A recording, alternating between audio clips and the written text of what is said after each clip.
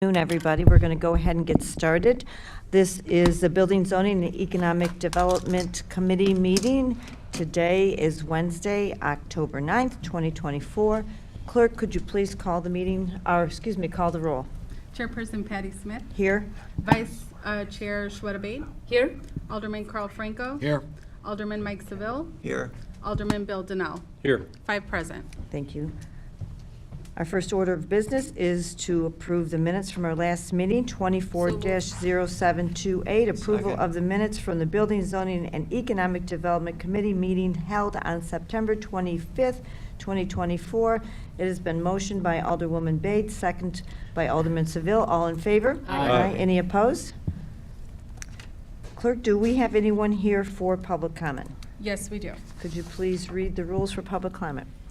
Pursuant to the Open Meetings Act, all persons shall be permitted an opportunity to address public officials under the rules established and recorded by the council. Under our rules, any person may address the BZE committee for up to 3 minutes with a maximum of 30 minutes allotted for all public comment. No person other than the timekeeper or the chair, for the purpose of maintaining order, may interrupt a person recognized for public comment during his or her comments. Members of the BZE committee shall not engage with nor respond to a speaker during the time set aside for public comment. Staff is directed to follow up with members of the public with respect to any concerns raised during public comment. Okay, and our first speaker for public. Ms. Janine Keating.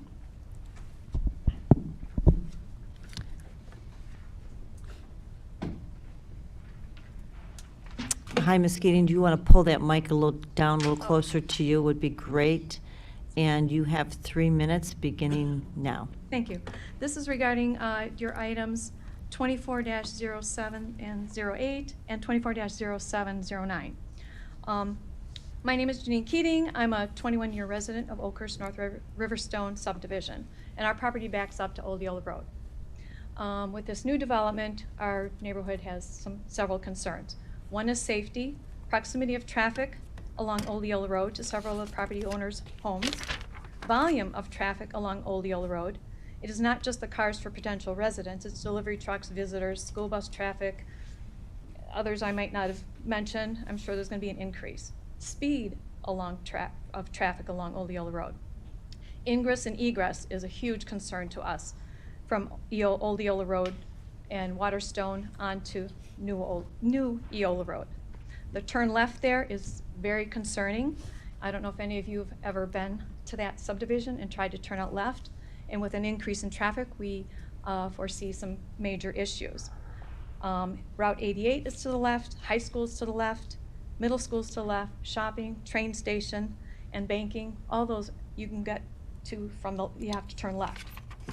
Our other concern is with the right-out that's being proposed, the additional right-out, that people will go down to Eola Road and Liberty, which is, I know, one of the most dangerous intersections in Aurora, and making U-turns. My husband and I just saw a U-turn this morning, which I don't know is legal there, but I see it all the time because I go through that intersection. Additional issues, proximity. I fully support my neighbors who will be greatly impacted by the proximity of the townhomes to their homes. It's pretty unbelievable how close they are, and I know that they state that they're within the regulations and rules. However, if you came out there and saw a 2.5 foot, wall, 2.5 story wall in your backyard, it'd be very concerning. There's also parking proposed, which could bring in car lights into the area in the backyards. So density of homes, land development traffic and construction traffic, I know is temporary. We have some requests for the decision makers. Review the proximity of townhome buildings to homeowners' houses, reviewing how close Old Yellow Road is to homeowners' houses and concerns regarding safety, sound, and volume. Come to our neighborhood during various times of the day and try to make a left-hand turn out. And with additional traffic, that would just back up and cause further delays. If this project is voted down, is there anything in the pipeline? And if so, what would that be? Developer, can they help us make a case for a light at the intersection of Waterstone and Eola Road? And I know that's under DuPage County's jurisdiction. Another proposal would be no balconies on the buildings facing existing homes. redesigning the plan to time is up. minimize impact. Thank you. Clerk, our next speaker. Michael P. Keating. Good afternoon. And Michael, you have 3 minutes, beginning now. Okay. I also live in a home in the fourth, I'm sorry, this is for the 240708 and 240709, the Eola Preserve. I also have a home, actually, my wife, as you can imagine, we back up to Old Eola Road. Our concerns are, we have worked with, the developers proactively told us about this development, which we appreciate. And during that, they gave us an indication that their intention was for Old Eola Road to just resurface it and not expand it. And I appreciate that.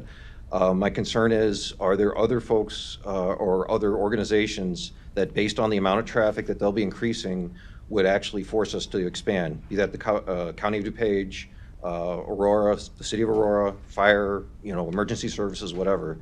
If that's the case, Old Eola Road, actually on the east side, has a ComEd distribution line that's overhead poles. There's really no ability to expand to the east. Our homes are all to the west. And if you also saw the staking in there, the proximity of that road would be concerning. The other thing is, on that side, on the west side of the road right now, there are a large number of trees, which not only provides us a nice sound barrier from the traffic on Eola Road, it also provides a nice protection barrier for people if traffic either is driving too fast, loses control, is distracted driving, etc.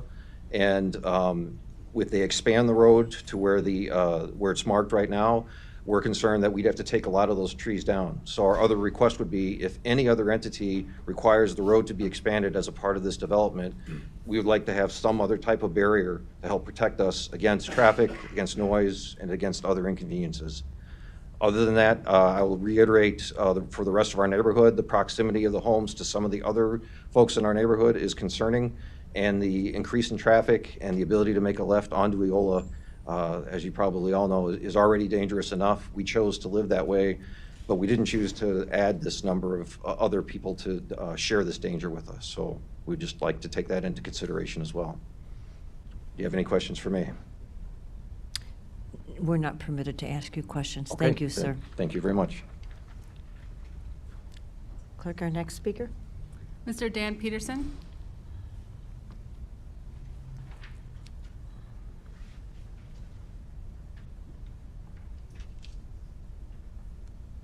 Mr. Peterson, I apologize. You have 3 minutes, beginning now. Okay, thank you for your time. We live in Riddle Highlands. We've been there for 47 years. And a while back, we had hail damage. And our insurance company agreed to replace our roof, our siding, our gutters, and all our window wraps.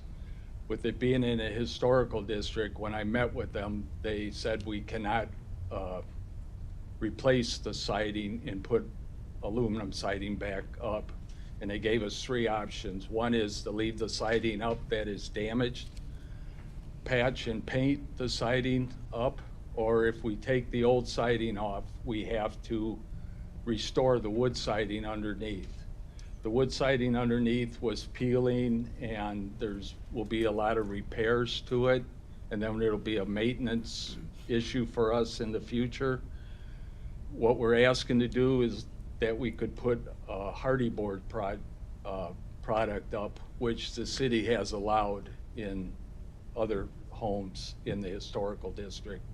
One other thing, we do not have any insulation in our walls, and this would give us an opportunity to put insulation in the walls. I've talked to the insurance company, and if it's a code issue, they say they usually cover that because it's a code issue, they'll pay for the insulation to be blown in from the outside. What we want to do, the house will look the exact same from the street. We're not looking to put any kind of like tri-bit up or thin brick or anything. The house will look the same, and we're just asking that you would reconsider and let us put the hardy board up instead of restoring what's underneath or leaving what's on there now. One other option, just if it is possible, that we could just replace the damaged aluminum siding with vinyl, or back with aluminum siding, that would be another option that we would like you to consider. We would be able to put, they make like a foam board they put on the walls and then wrap it in Tyvek, so that would help with the insulating the walls also. So we're just asking to reconsider on what we were told through the historical district if possible. Thank you, sir. Thank We you. will try to get you in touch with someone today before you leave, that you can have some further conversation on this. Would that be with the historical district, or you talking about somebody here? Okay, thank you. I'm not sure if she's wanting to speak. And do we, our next speaker, please? Janet Peterson? Did you sign it? All right, thank you. And do we have another speaker? Yes. Barik Shah? Hey, Hi, Mr. Shaw. You have 3 minutes, beginning now. sure. Thanks for giving me an opportunity to speak here, right? I am part of the Riverstone community, and I'm regarding the 240708 and 240709, where we have a new development. So I live in the house which has the closest proximity to the new development. I think if I stand from my backyard, probably this is my edge, I think I can see a big wall right there where you are standing, right? I think Alderman Bed came, Alderman Brendan came, and they saw how close it is, right? So our kind of ask is, we like to have neighborhood. We'll welcome all the new people who come to our neighborhood, but we want to create some more, distance between, a buffer between where we are and where it is. I looked at the plans the builder has put in. There should be a way for us to adjust that plan such that we get little more, space between us, where we are, and the neighborhood with the people who are coming there. And this is not just for us, but for also the people who are going to be there, right? Correct? We really want our neighborhood to be good, and whoever it comes to our neighborhood also should have a good experience with us, right? So our ask, at least for me, from the proximity standpoint, is to see if there are other plans where, again, number of units and all those, I know there's an economics behind all this, right? I understand that. But if there are ways to move it around and create that buffer for us, which is a physical buffer, I think really appreciate that, right? The second thing, I think some of our neighborhood folks told about the left on Waterstone in Eola. I'll tell you, today at 3:20 or so, I think Alderman Bade kind of met me. After that, I got a call from my son that his car was, died because of the battery. I had to come here, I had to take a left. I had to tell myself, it's better to leave than come here, okay? I had to really wait for 6 minutes out there because there was an emergency for my son to jumpstart his car, then come here, right? Which was an emergency which I didn't realize it. But in that 5 minutes, I had to really tell myself, your life is important than taking left. And I'm worried about my kids. My son is a 17-year-old. He takes left every day because the schools are on that side. 88 is on that side, everything is on that side. I'm really worried for him, right? Correct? So I understand that, yeah, we signed it for what our neighborhood it is, and it's painful. As the Eola has increased the traffic, it's getting worse and worse, adding this many people. I think I'm not worried about my kids, but also the neighborhood who's going to come, right? Neighbors us and their kids too, right? So that's one. Now, the thing about, and again, I think Jenan has a point, right? Correct? The schools, I've heard, and I was not there last time, I think someone did a study of the schools telling that there will be only 20 kids for 54 or 52 new houses. My experience with whatever has been sold because of the good school district out there, a lot of kids would be there. So I really want someone to challenge that and see how many kids would be there in that, right, for the school district. And then the last one is the traffic study. It was done in summertime. I would really love to do it again when there is a lot of traffic. Sir, your time is up. Thank you. Thank you, sir. And do we have any additional speakers? Yes, last speaker is Ms. Sapana Shah. Good afternoon, Hi, everyone. Michelle. You have 3 minutes. Do you Begin. mind me sharing the picture so that I can explain what I'm trying to explain here? Sure. Um, We're not actually So, yeah, so just to let you know, this is the current plan I wrote. We current have as a these C. pictures we have these pictures Okay, with us. So do you Yeah. want me to start what I want to. You have 3 minutes. We have all those pictures in our information that we have, that we'll be looking at today. Awesome, sounds good. Thank you so much. Thank you for letting me speak today. I really appreciate everybody listening to our concern, and I hope you guys will understand why we are coming this far to let you know what we are going to suggest. Our biggest concern, like we mentioned, like my house is the closest to the property that is going to get built. We are welcoming the neighbors. We do not have issue with that. But the biggest concern is the proximity. We have younger kids, the sound, the noise that will come from the multi-unit property being that close, and even the parking being that close to our property is going to be like interrupting, like, their work time or their study time or whatsoever. So like the picture that I was trying to show it to you guys here, as you can see, the building that are going to be right behind our unit has the 5 units on the number 2 and number 3. If we can even reduce that from 5 unit to 4 unit, that will give them the buffer that we are actually looking for. It will reduce the number of unit here, but if the builder really wants to not lose their profit and still want to continue with that, they can increase the unit on like number 10 and number 11 or even to number 6, so that they will have enough unit that they wanted to build. All they have to do it is shrink the building next to our building, but then increase that into the next building so that they will not lose any of the plan. It's just like moving the things around so that it will be beneficial to both of us. And the second concern that we have, which we said like so many times, the left turn on the Eola is the biggest nightmare that we have. We cannot sleep at night thinking about like our 17-year-old going there and having an accident or something where can be the life-threatening event. And so does the neighbors will have the same issue. 50 some unit, 2 cars plus the guest. Think about how much traffic it will add up. Why can't we have the stoplight? It should be easy fix. And just to give you a reminder that Eola and Liberty is the number 1 in our area for the accident. Number 2 is Eola and New York.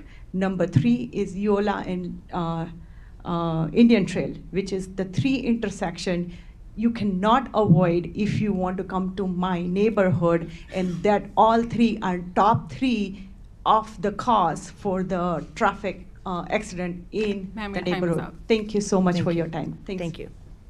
Clerk, do we have any additional speakers? We do not. Okay, I'm going to move on to business. I'm going to put the 2 items together.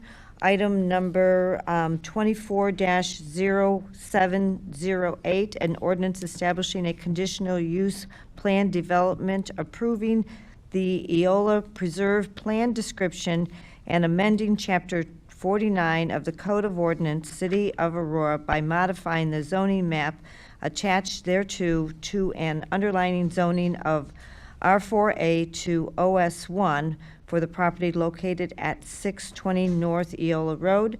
And I'm going to read the next item. We'll do them both at the same time. 24-0709, a resolution approving the preliminary plot and plan for Eola Preserve subdivision located at 612 North Eola Road. And do we have a presentation? We do. Thank you, Ms. Chairwoman. It's good to see you all again. My name is Stephen Bravo. I'm a planner with the City of Aurora Zoning Division. So we have representatives here for the petitioner, and then also some city staff members, additional city staff members who can answer some questions. So you can see the subject property here on the screen. I'm sure you're all familiar with the area. So this is just located a little bit northwest of Liberty Street and the intersection of Liberty Street and North Eola Road. It's approximately 19 acres. I'll show you the zoning map. So the property right now is the location of, I believe it's the WBIG radio station. This station is I believe it's no longer operating from this location, but the building and the antennas are still, they're currently on the property, but will be removed pending approval of this proposal. So the M1 conditional use, that's for the radio station and the towers. The remainder, the eastern portion of the property is zoned PDD, which is Planned Development District. It's in the portion of the northern portion of the Fox Valley East Planned Development District. So a little bit about the background here. Petitioner is proposing to, I'll pull up the preliminary plan, really to develop this property into the 54-unit townhome subdivision. There's two portions, that's two parts of the zoning that's being changed.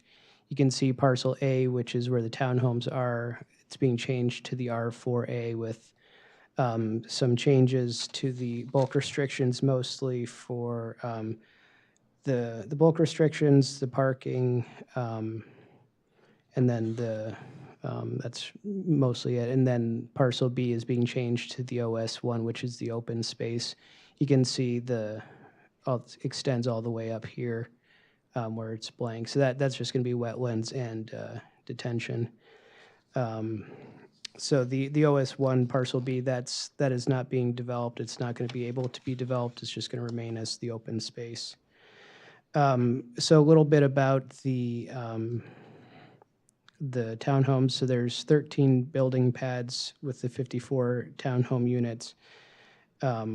Like I mentioned, you can see the bulk restrictions themselves are pretty standard for townhome development. So you have the most important ones, I think, are the 25-foot setback from the building lot to the right-of-way. There's 20 feet between building pads where there's utilities present. That was an engineering department request that the buildings can get through there. The rear yard, the interior rear yard and the interior side yard where adjacent to residential is 20 feet, which is also the minimum standard, although it does exceed that in certain areas. I'm just trying to see if there's anything else. The driveways can hold two parked cars and then two enclosed parking spaces, two enclosed vehicles in each unit. You can see there's 39 off-site parking spaces, which are on the private property. The developer will be responsible for maintaining that. The road does otherwise meet the city's standard widths. Let's see if there's anything else. One other thing is you can see here, I'll go to the next page actually, excuse me, to zoom in a little bit, because one of the big things that staff spent a lot of time talking to the developer about is the access to the property. So the entrance will be from Waterstone Road.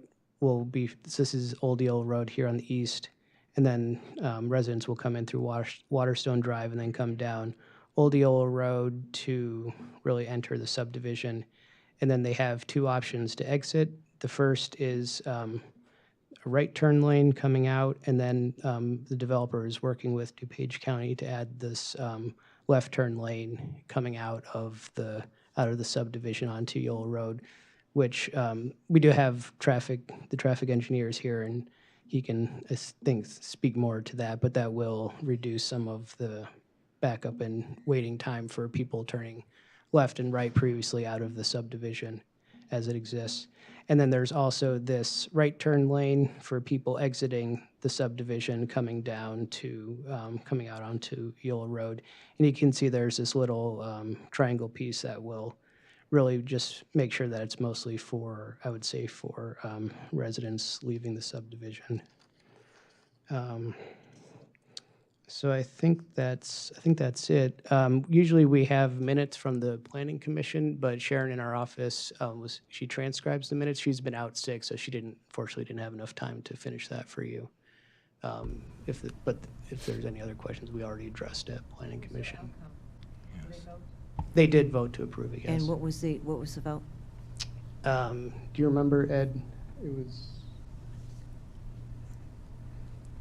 If we don't remember, we can have it for COW. Hi, Ed Seaman, Director. There were 8 members. It was approved, the zoning, which is the conditional use plan development, was approved 7-1. And the preliminary plan and plat was approved 5-3. All right, I have a lot of questions, but we'll start with you guys first. Alderman Franco, go ahead. So, Eola is a very busy road, right? Is that, I mean, I'm gonna lead us to this. Aurora's a busy, Eola's a busy road. So if you're gonna come out on that, what is that little drive there? What you call that? Was Waterstone Drive. is the Waterstone short Drive, one. and you're gonna go left with that busy traffic. It doesn't appear that will be an easy thing to do.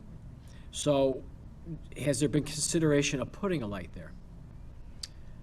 We did talk, is there? is that-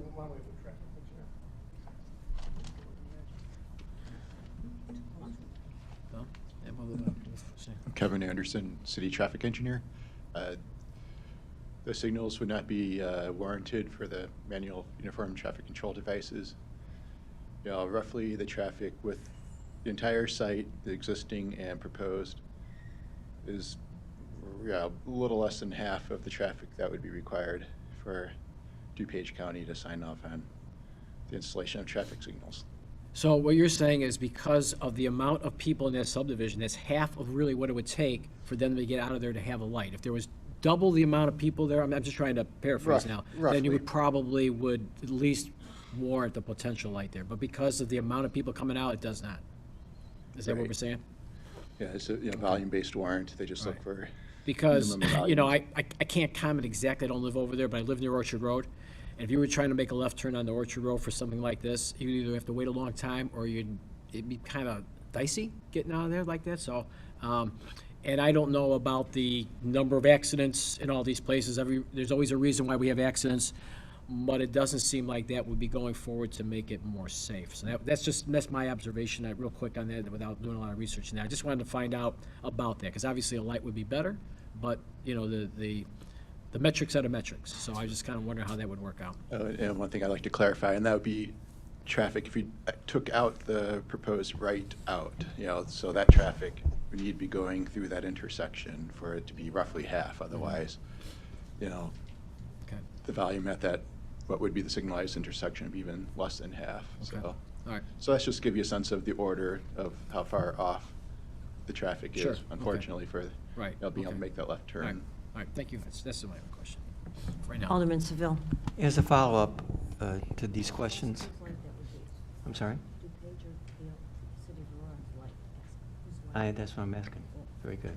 We're on the same wavelength. So my question is, even though we were, perhaps if we choose to like having the idea of a stoplight there, the city of Aurora really doesn't have a say on that, right? It would be. It's the DuPage County's, County's, it's their road, so whether so we it's- advocate it or not, their final decision is theirs and theirs alone. Correct. Okay. And can I do a follow-up to the question that you asked on the Planning Commission minutes? Because I was looking for them as well, too. With the votes taken and the discussion that they had, what was the deciding factor on the split votes, or what were people voting no on? Unfortunately, those that voted no didn't really just explain their vote. So I think we have to have a little bit more training with some of the newer members to articulate why they were against it. They didn't mention it in the findings of fact either? Surprisingly, they approved the findings of fact. So I believe one member did not approve the findings of fact, but they didn't have a counter to that. So it's a little bit of a mixed vote. My guess is it was based that why 3 of them were against the plan was maybe some of the comments of the neighbors and the proximity of the units to their backyard. It was still a little unclear what that exact separation is. We don't approve exact landscaping with the preliminary that we're doing now. This will come back for final plan and plat, where we're gonna look at landscaping and fencing in that perimeter area. backing to the homes there. Okay. Well, the minutes are very helpful, Yeah. those of us that review the We will packets and the like. hopefully so- have them ready before COW. Yeah, we had a illness, unfortunately, it's so unfortunate, hopefully, yeah. maybe by the end of the week. Okay. And, well, did someone else have a question? I can. I have a whole bunch of them, but we're going to let everybody else go first. Maybe the petitioner has a full presentation. Okay. Oh, well, that's all I have for now. All right, let's, Alderwoman Bate, I think she's got some questions. Okay.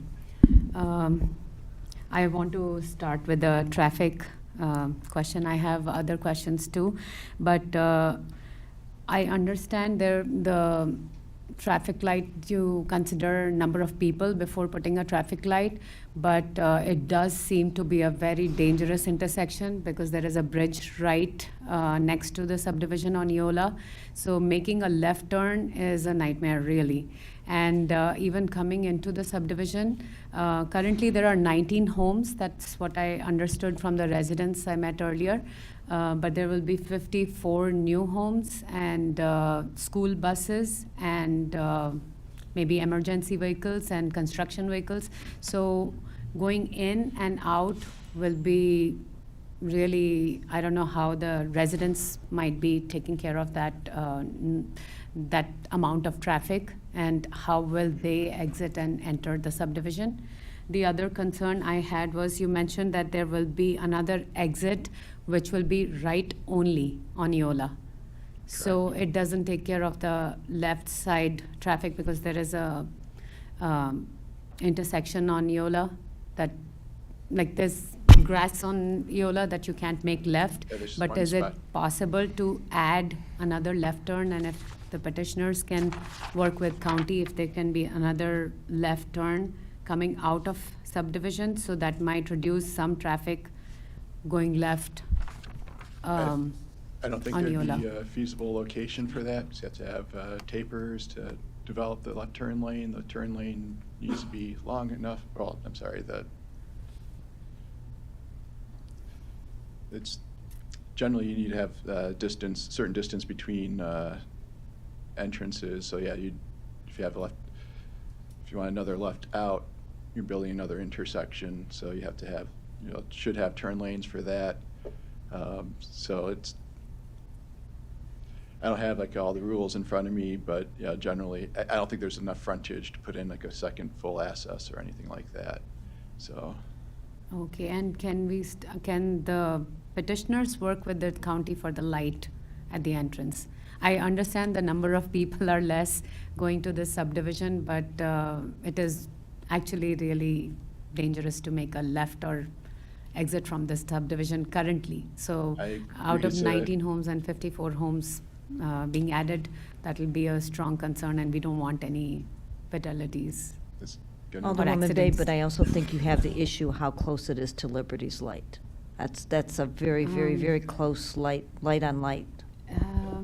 I think the distance might be okay. I don't The think so. number of people, if you can give us any idea on the distance between two lights. I generally like to be at least a quarter mile. Okay. Yeah, well, usually long, more space the better. I think quarter mile is about the minimum you'd like to go. I mean, I think IDOT requires like a half mile, but I could be mistaken. I Okay. don't have all those, guidelines in front of me, but Could you please check for us? I could check, yes. Okay. And the other concern I had was the proximity of lot 2 and 3 to the homes, especially corner of 2.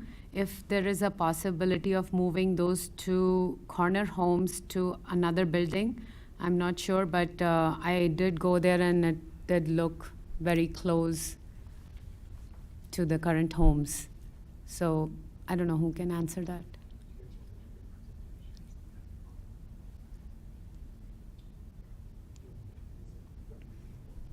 Do you have further questions before we get the petitioner? I was waiting for an answer for this. I think the petitioner will answer that. They're going to give us a presentation. Okay, and if there is a possibility of adding a fence, that was another point that I wanted to make, and maybe I can ask additional questions after the presentation. Thank you. Alderman Donnell. Thank you, Ms. Chairman. I guess my question is, and I was out there today, are we not doing anything to Old Eola Road? Is that going to be as we see it today? I think that's what I heard in the initial presentation. Any improvements to Old Eola Road?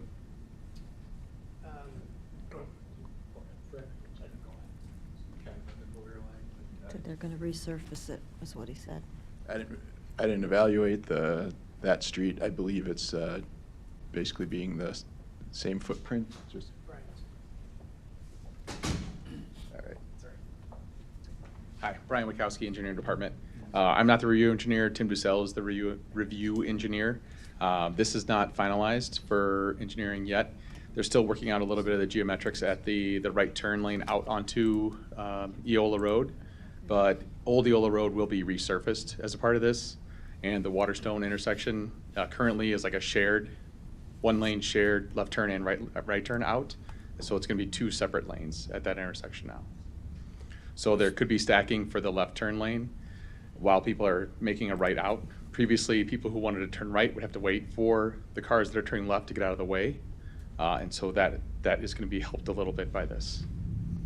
Well, maybe I ought to rephrase the question. So the section of Old Eola Road, it's kind of charming. It's heavily wooded. You can tell that there's some buffering from the noise from Eola. And I guess, do we plan full city improvements, curb, gutter, sidewalk, whatever, or we're just going to overlay it and call it a day? From what I understand right now, we're just resurfacing Old Eola Road. I mean, that's fine. That's kind of what I heard, but I just wanted to make sure. So thank you. And you can probably stay right up there. I was going to go. Yeah, okay, because I think you might be able to answer. So a lot of questions I think the petitioner will answer before I go through all my questions, but honestly, I believe I'm with Alderwoman Bade. We live there. I've go past that every single day, as she does as well. I lived there when we had to use Old Eola Road. That was the road. There was no overpass, so I've been around for that long. Does back in there, does all that connect to Old Eola Road, and does Old Eola Road connect to Indian Trail, as it used to? I believe when new Eola Road was constructed, they removed that access across the tracks. Okay.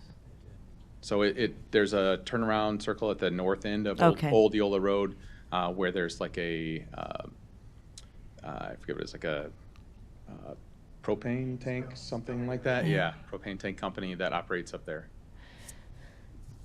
So I believe you guys can work out all the details on the egress and, and what's going to happen inside the building and the construction, but I have a long ways from being sold on this exit and entrance because that's a dangerous area. That's a dangerous road. We live on that road. I don't care if it's only 54 units. That's a lot more people to add to a road that I already look at and say, I can't believe this is how people get in and out of their homes. So I think some more work needs to be done on making sure that this is going to be a safer way for these people that currently live there to get in and out, no less to add another 100 and something people to that mix. So I think you guys got some work to do on that. And with that, we'll listen to the petitioner unless anyone else has questions. Yeah, Alderman Seville. Just one more question of staff, either Steve or Ed. The current underlying zoning is, most of it is what, manufacturing, right? M1, was it? Correct. And what are the types of things that can go in there under an M1?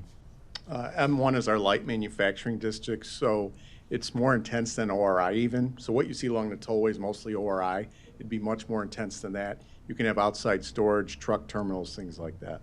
And all that they have to do is to meet our minimum standards and take out a permit. They don't need any special zoning. Correct. So they, Is that correct? and they would just be able to go up Old Eola and come out on at Waterstone to Eola, just like this. So yes, correct. So this is essentially the proposal is to, I guess you could say downzoning it, right? Correct. Yes. Okay. And it acts as a buffer. We figured it acts as a buffer from the the folks on Riverstone to the Amley, I think it's Amley Apartments, or it was Amley. Yes. Just to the south, so. Okay. And this will permanently zone the wetlands, all that area, to open space. It'll be permanently zoned that way instead of M1. Okay, thank you. And I do have one more question before we move on. Is this the only entrance and exit for the Yes. folks that live in there right Yes, now? Okay. correct. There's Okay. no other way out. Okay. And then lastly, the school district has been notified of this, and we do have a letter from the school district approving, the amount of students that they will be at, and it's important for you all to know that. We do work with our school districts whenever we're adding more properties, so. The petitioner would like to go ahead? Yes, go ahead. I think it might be for you. So if this is the only access in and out,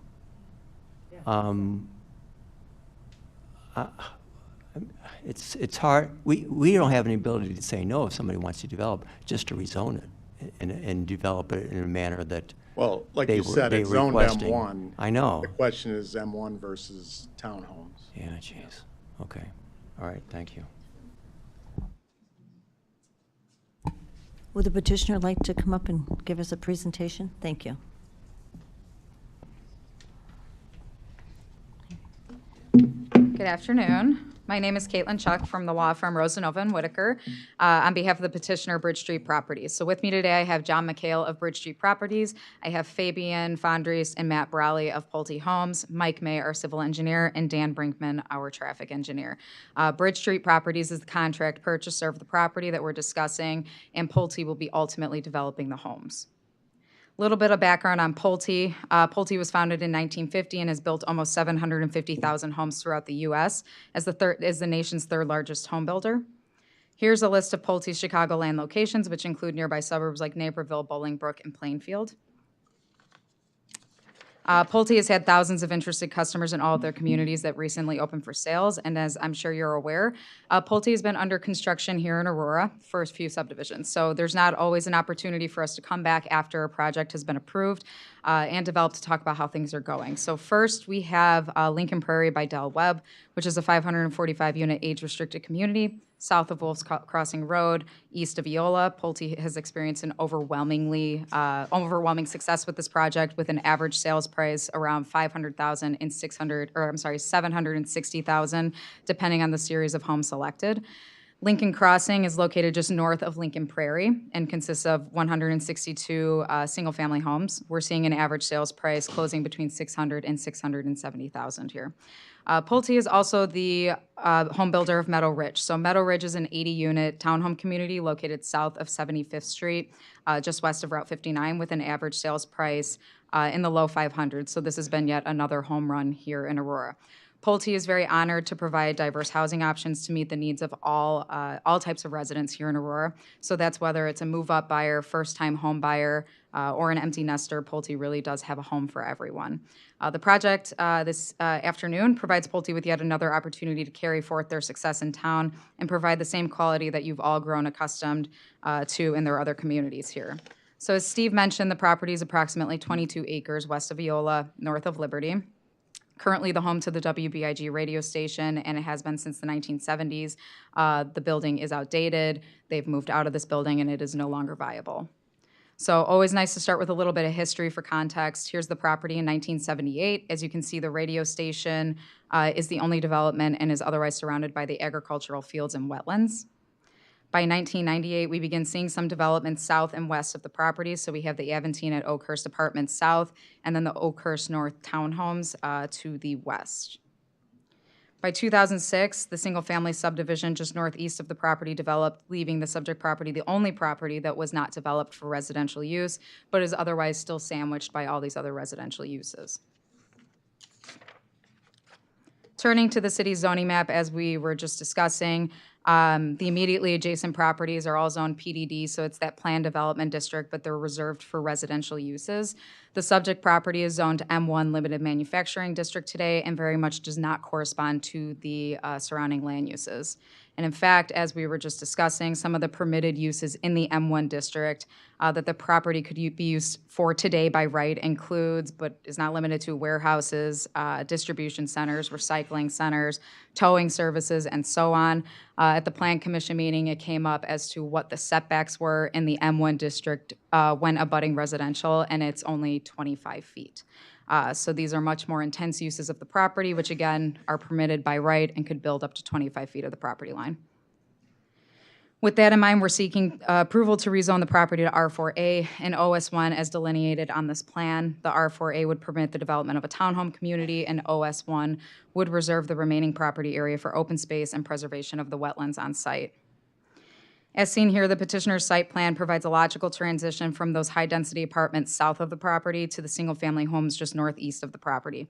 The use is much more compatible with the surrounding area than any of the M1 uses that are permitted by right. With that, we are proposing a 54-unit townhome community, which will be highly desirable and unique because it's essentially a residential enclave backing up to the wetlands just west of the property. The entrance to the community, as we just discussed, will be provided at Old Eola Road via Waterstone Drive. Required parking for the development is 216 spaces, but we will be able to accommodate 255 spaces on site, so that's 4 spaces per unit, in addition to 39 surface parking spaces. We're proposing sidewalks throughout the community. The community will be heavily landscaped with a strong focus on preservation of the site's natural features. We hosted a resident meeting on September 17th, and about, I would say, 50 residents attended. The main concerns, as we've already heard, were traffic and landscaping and screening. Having this meeting was not necessarily just a way to check a box on a list, but it really was for us we wanted to be good neighbors and understand what the concerns were and how we can be proactive at addressing the concerns wherever possible. So with that, to this end, we've worked really closely with staff to improve upon the conditions not only for the future residents of Eola Preserve, but also the residents that are adjacent to our site. With that, and with the approval of DUDOT, which we're still seeking, we are installing a right out onto Eola Road. This should help divert some of the southbound travelers away from Waterstone Drive. In addition, we will widen Waterstone Drive in order to provide a designated left and right turn lane to help traffic distribution and alleviate some of the delays that these residents experience in this area. We did meet with DuPage County. We talked about a stoplight. Again, as we've talked about, our traffic engineers here as well, they will not warrant a stoplight at this location. At first, actually, they were not on board with a right out, but we got them on the same page with that, in addition to the expansion of Waterstone Drive. So we do think these conditions will help alleviate some of the delays in the area. With respect to landscaping, the whole site will be heavily landscaped with a heavy focus on preserving the site's natural features. After the resident meeting, we met internally to discuss what could be done about enhancing our landscaping and screening adjacent to those property buildings, buildings 1, 2, and 3 immediately adjacent to those residents. And to this end, we are totally willing to work with staff and everybody throughout the final landscape process to make sure that it is screened properly. And I heard Alderwoman Bade request a fence. We are totally open to exploring what types of fence options we can put in that area, but we definitely want to make sure that we can delineate the property line for the privacy of the current residents and the future residents of this community. Moving on to architecture, the base townhome will be 1,883 square feet. The unit will have 3 bedrooms. Buyers will also have the option to select a sunroom option or habitable attic with a unique roof terrace. This increases the unit to 2,508 square feet and can accommodate 4 bedrooms. As you can see here, the townhomes will be developed consistent with current design trends. This includes the use of both vertical and horizontal siding, white trim, varying peaks, and dormers, all of which will be constructed with quality materials. In fact, Pulte is developing the same product that was built over at Meadow Ridge, which we already mentioned has been widely successful for Aurora. These are some interior photos of our townhomes. Generally, the homes have an open space concept and offer several upgrades for additional features and spaces. All homes will have modern appliances and designs and features. And I know we were just discussing in terms of the site plan, what we could do to kind of add separation. I can actually pull up a separation exhibit. Hold on, if you just bear with me. We took great care to try to see like what the separations between the existing buildings were, our proposed buildings. Let me just see where I put that. It's right here. The side yard setback in the R4 district is a 15-foot exterior side yard setback, 8 feet interior to residential uses. Obviously, this is a residential use to a residential use. It's not a manufacturing use to a residential use, which again only requires 25 feet. In this instance, we are only required to have 15 feet between the side yard and the property line, and we are proposing 24 feet, so we're above and beyond the code requirement. With respect to the rear yard, we are required to have a 20-foot rear yard setback here, and as Steve mentioned, in some spaces we exceed it, such as on buildings 1 and 2. We're proposing a 36-foot setback here. So, for example, from this building to this home is about 78 feet from their property line, and then we're adding another 24 feet, so it's from building to building, it's over 100 feet away. This one is obviously a little bit more closer. We heard from the resident today. They're about 25 feet to the property line, and then we'll have another 24 feet to the building, so it's about 49 feet away. Again, we are open to providing some sort of buffer, fence, landscaping.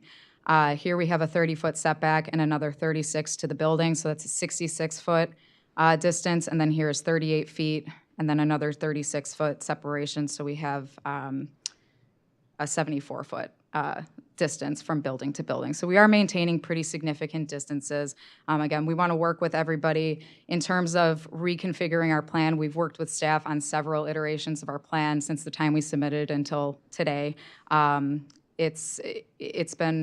been having to work with obviously setbacks, right-of-way widths, the stormwater detention, everything that the code requires. So it would be hard for us to adjust our plan any further, but again, we are exceeding the code requirements. So with that, we are all available for questions. Like I said, we have the developer, we have Pulte, we have our traffic engineer, and we have our civil engineer all available for questions.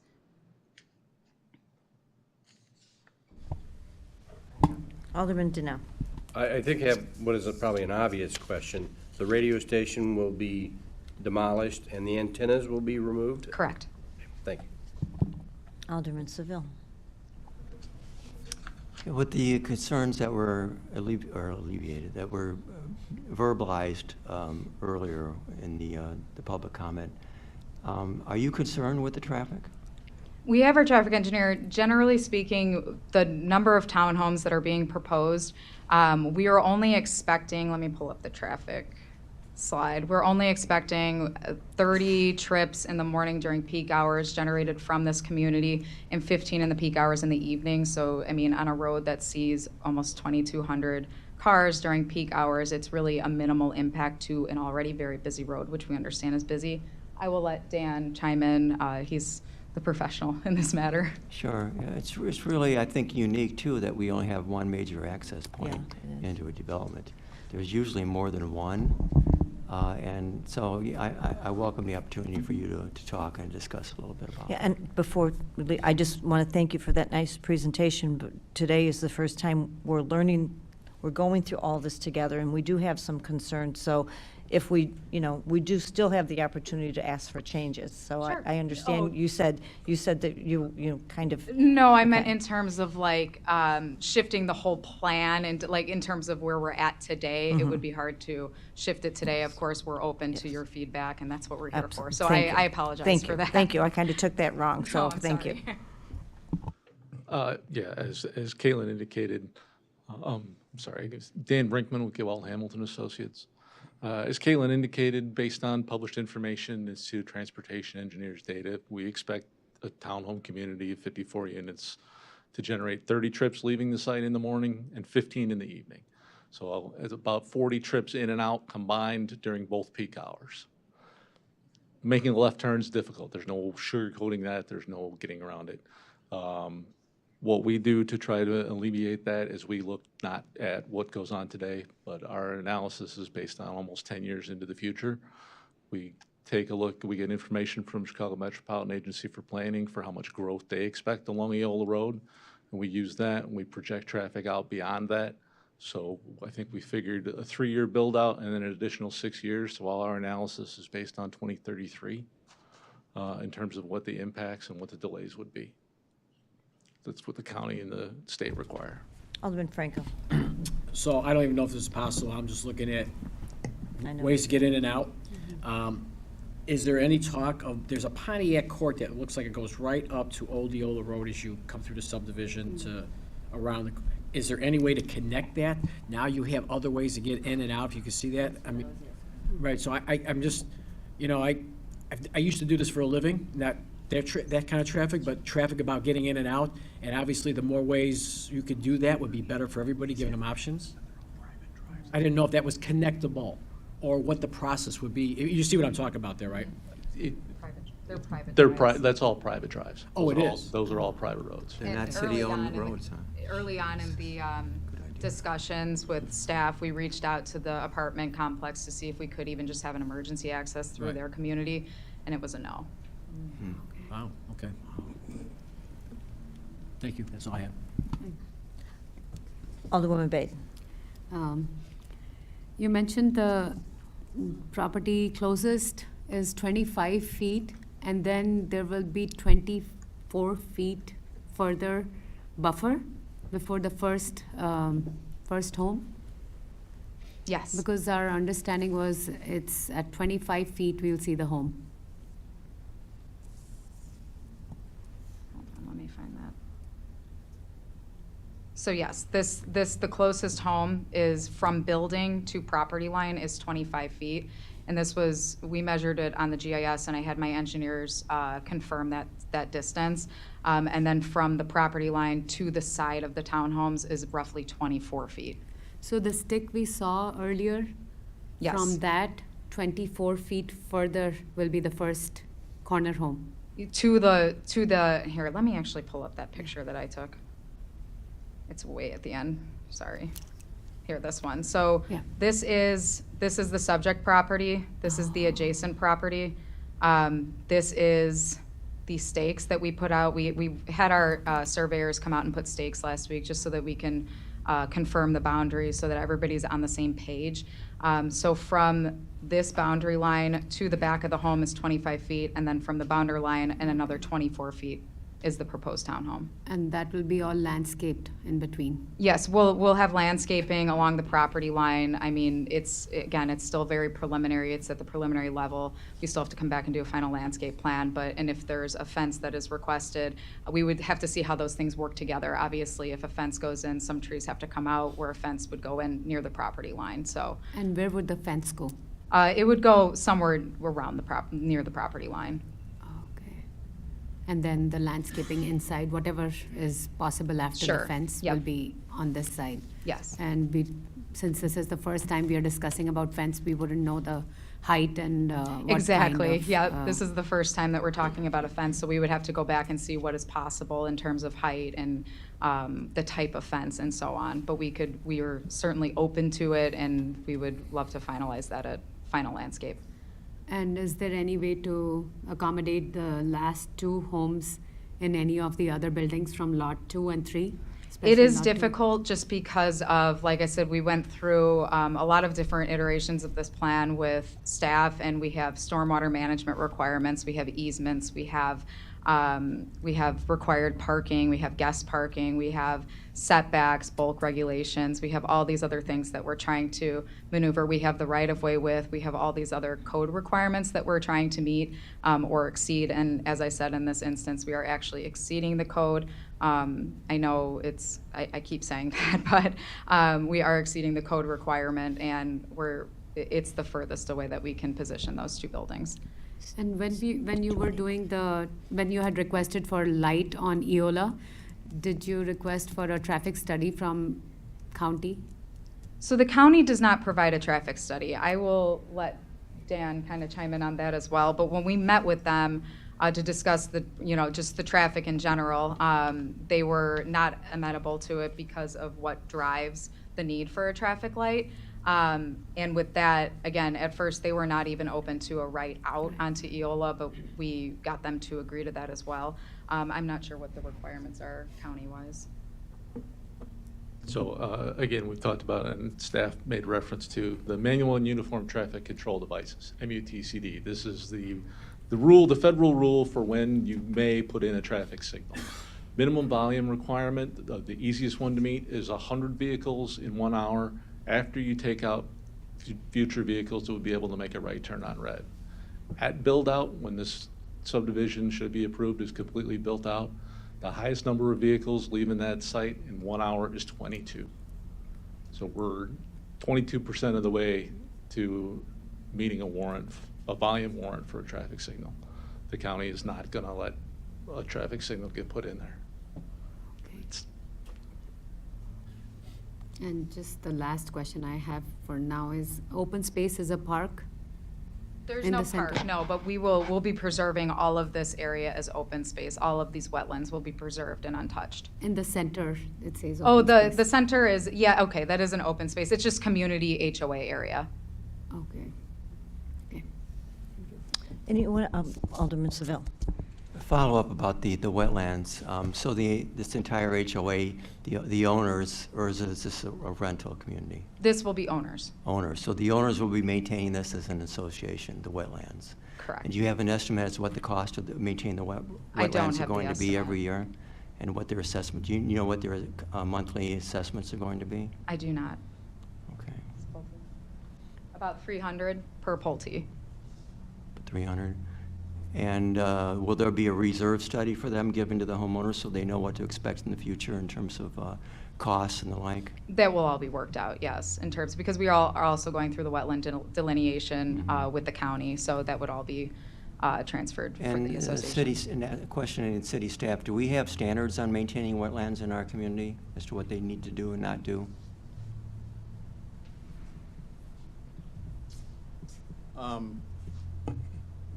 A lot of times the wetlands are left alone. Other times they'll have detention that is dry bottom, partially wet. So I know that our experiences, we do need to get an entire plan with seeding and multi-year maintenance. So I believe that would be for the ponds and maybe some of the edge of the wetland. But typically those wetlands are going to be left alone, I believe. Yes. Yeah, that's my concern. I'm sorry, that's my concern. With the standards that we have and maybe don't have, is it going to meet the future needs? I kind of work with associations, so I know sometimes they can be frugal and conservative and not budgeting what maybe they should long-term. And then you can see it, especially when it comes to wetlands. Some associations just kind of ignore them. They deteriorate. And it's not good for the area, and it's not good for what we, I think as a city, would like to see maintained. Did you want to address that? Yeah, sorry. Brian Witkowski, Engineering Department. I just wanted to say that, so the general thought on that is, you set up an initial maintenance process, 3 or 5 year maintenance for the wetlands. And then you really want to kind of try and leave those alone. I think more of the problem comes in when people don't understand that they should be established at that point, and they kind of mow over areas that shouldn't be mowed, and don't listen to the signs that are posted about no mowing in this area, no fishing, all that kind of things. But you're right, we definitely run into that issue, and it's not just an Aurora issue. It's kind of all over the place, where maintaining wetlands is kind of a professional thing. And usually when Pulte or the developer is the HOA president, they do a good job, they hire an outside consultant, and then when it gets turned over, and it should kind of be more maintenance-free and cheaper, they kind of try and do it on their own, and that's when you get into trouble with landscapers that just mow through it and that kind of thing. I understand. Yeah, thank you. And then lastly, with regard to fencing, I'm not the ward alderman, so I'm not going to necessarily take a strong stance, but I think there should be some type of fencing or screening, whether it be an actual fence or living, what I would call a living fence, a landscape, like even a row of arborvitae planted at 6 feet tall. They're going to be significantly taller in a few short years. I would urge somehow for that to be considered either at this body or in the future at the time of final plan. And the like. Absolutely, and we're open to that. Okay, thank you. Everybody ask other questions? one last. Okay, one last one. Is it possible to add berm No berm, a berm is not possible in that area because we actually have our stormwater drainage system runs in the rear of lots 1, 2, and comes to the side of 2 and 3, and it's discharged over here in the detention. So it'd be really difficult to actually install a full berm in this area because we don't want to disturb the flow of the detention from our neighboring residents. We're taking that water and we're funneling it behind the homes essentially and discharging it. And currently, without fence, what kind of trees are you planning to plant there? Evergreen and shade trees. And we're following the city's point system. They follow a point system on landscaping, and we're complying with requirements. And again, we're happy to look at options to make sure that it's properly screened. Thank you. Okay, so before we Just move on, One clarification, this is a preliminary plan, correct? Yes. Yes. And you will bring back to us a final plan with a Yes. landscape plan? That's what I was just going to say. Thank She did say that a couple times, that they Yes. would come back with the landscaping plan. Just before we move forward on these two items, Pulte's been a great partner with the city of Aurora, and you guys have a great product. So there's no doubt that you will continue to do the same with this construction. And I have no doubt that you will also add the appropriate landscaping and fence and things needed so that we can make our neighbors happy as well. So thank you. We Absolutely. know we've kind of grilled you pretty hard today, but that's part of what we're supposed okay. to do. So, I also just wanted to say a comment. Thank you for coming out to the subdivision and meeting with the residents. It was really nice. Most of the times we haven't heard of such things, but you came out and answered a lot of questions of the residents. So thank you for that. Thank you. okay, so we're going to go ahead and item number 24-0708. May I have a motion? So moved. We have a motion by Alderman Franco, a second. Second? Second by Alderman Donnell. All in favor? Aye. Aye. Do we need to take a vote here? Probably should take a vote. Yeah, we're going to go ahead and call for a vote. Chairperson Patty Smith, Yes. Vice Chair Shweta Bate, Yes. Alderman Carl Franco, Yes. Alderman Mike Seville, Yes. Alderman Bill Donnell. Yes. 5 yes. Thank you. And item number 24-709, a resolution, I don't need to read the resolution again. So may I have So yes, a motion by Alderman Franco, a second? Second? Second by Alderman Donnell. Do you guys want a vote? Can we go voice vote here? All in favor? Aye. Any opposed? This item moves forward. Thank you so much for your time. Okay, so now we're going to move on to item 24-0738, an ordinance vacating a stormwater control easement and city easement on the property located at south of Wolves Crossing and East Eola Road in Will County, Aurora, Illinois, Pulte Company LLC, in Ward 8. Hi, Tracy. Actually, I think this is Ward 9. Oh, sorry, it says, well, you know. I was like, I'm not Ward sure. 8, you know, it's in my brain. Ward 9. This is Tracy Basic, Senior Planner with the Zoning and Planning Division. The subject property is part of the Lincoln Prairie Plan Development. The vacation that is before you tonight is really just a cleanup.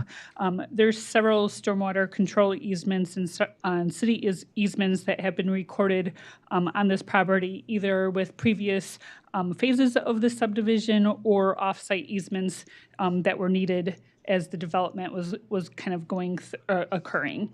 The petitioner is requesting the vacation of certain easements that are either going to be not being required anymore or are being modified and rededicated as part of the Phase 3 plat. Any questions for anyone? Alderman Donnell. I used to do a lot of this, Yes. easements. So will the stormwater areas have an easement on them?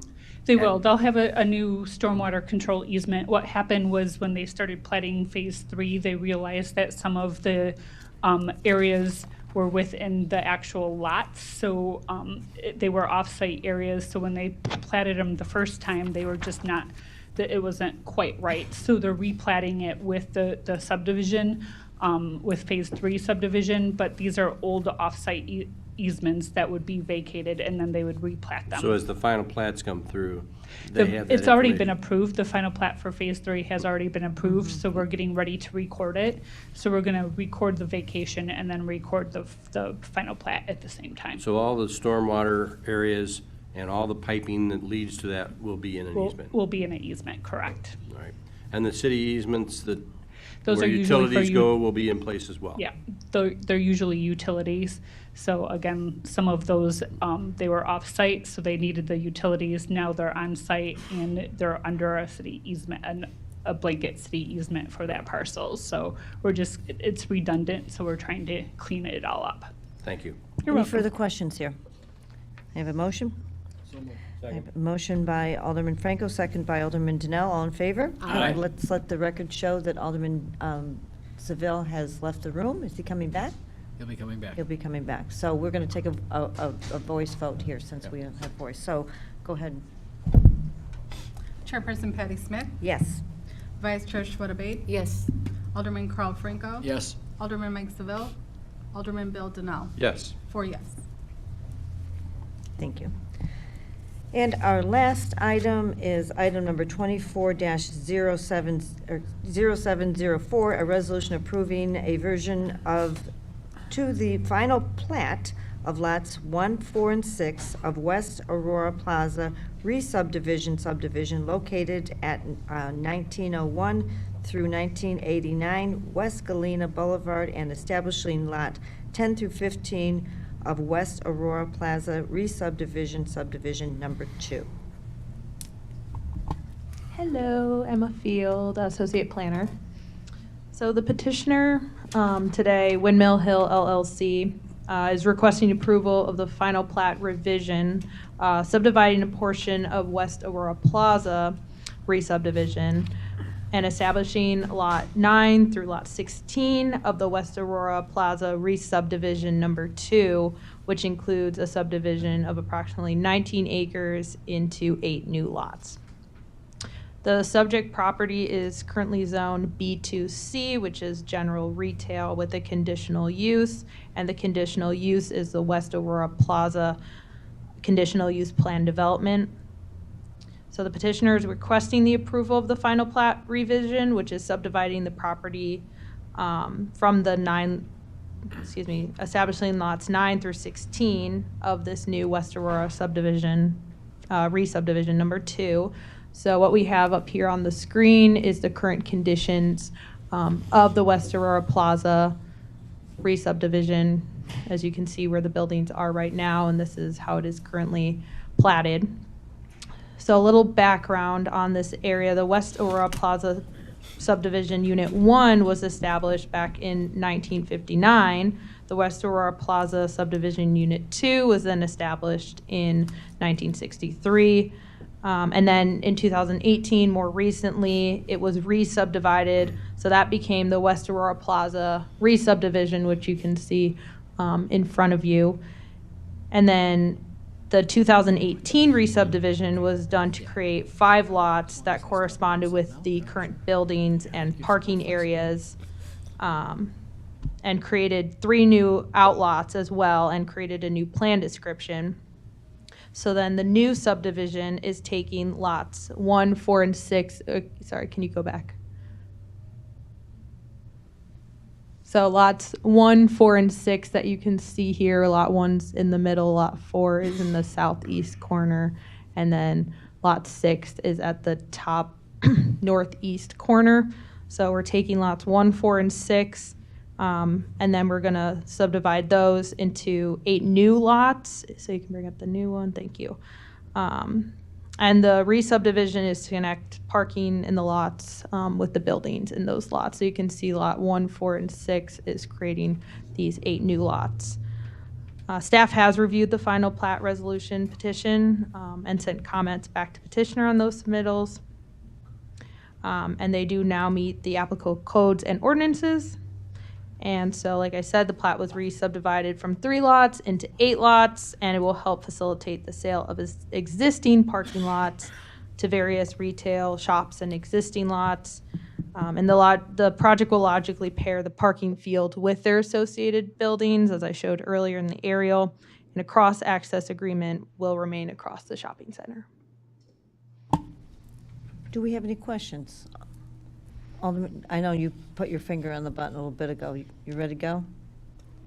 And I think I heard, and I was maybe waiting for Alderman Franco to pipe up, but this sounds like an effort to make these properties more marketable so that parking is tied directly to the business, which doesn't always occur out here. Is that correct? Well, one would hope. So as a petitioner here, I'd like to talk to petitioner and find out what the plan is, because it sounds good, and if there's a plan, I'd like to know about it. You know, what are we doing? It obviously gives an opportunity and flexibility, but are we going to take advantage of it, I guess? Yep. Hi, Judd Lofshay. I'm representing the petitioner. Yeah, we have 3 different owners, one for the Walmart, one for the Mega Fun Park, and one for the parking lot, and one for West Plaza, although the whole parking lot is owned by the fellow who owns the West Plaza, but the Walmart parking lot is not owned by the Walmart, and the Mega Fun Park parking lot is not owned by the Mega Fun Park. So, we've had some interest, but if you don't own the parking lot, it's like for the Walmart, I think it's $12,000 a month they have to pay just for the snow plowing and maintenance and stuff. So the owner of all the parking lots is willing to sell each parking lot to the big building and then make it easier to sell. So that's what we have. That's what we want to do, and we have someone finally interested in the Walmart as long as he can buy the parking lot. If he can't buy the parking lot, he's not going to buy the Walmart. So I guess the question is, they want to sell as opposed to lease.